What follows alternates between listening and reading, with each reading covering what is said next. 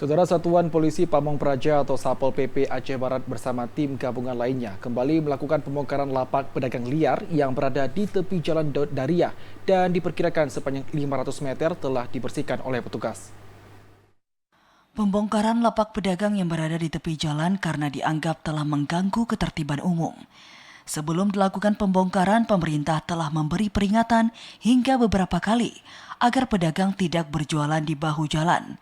Namun beberapa pedagang tidak menghiraukan sehingga terpaksa dibongkar petugas. Azim Kasatpol PP dan WH Aceh Barat mengatakan, pembongkaran lapak pedagang di kawasan Pasar Bina Usaha Jalan Daud Dariah dilakukan selama beberapa hari terakhir. Hal ini sebagai upaya untuk menertibkan pedagang dan kenyamanan pembeli maupun pengguna jalan.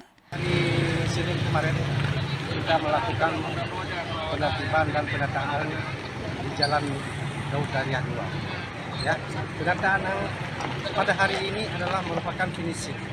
Finishing semua akan kami bersihkan. Kami bersihkan kiri kanan.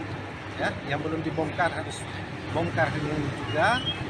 Ya, dan juga masyarakat ini sudah memang banyak yang rela dalam pendataan ini. Selain melakukan pembongkaran lapak pedagang, petugas juga membongkar rambat beton yang dibangun warga di atas drainase, sehingga ke depan diharapkan air tidak akan menggenangi kawasan kota saat musim hujan tiba. Dari Melabuh, Aceh Barat, Azhar TVRI Aceh melaporkan.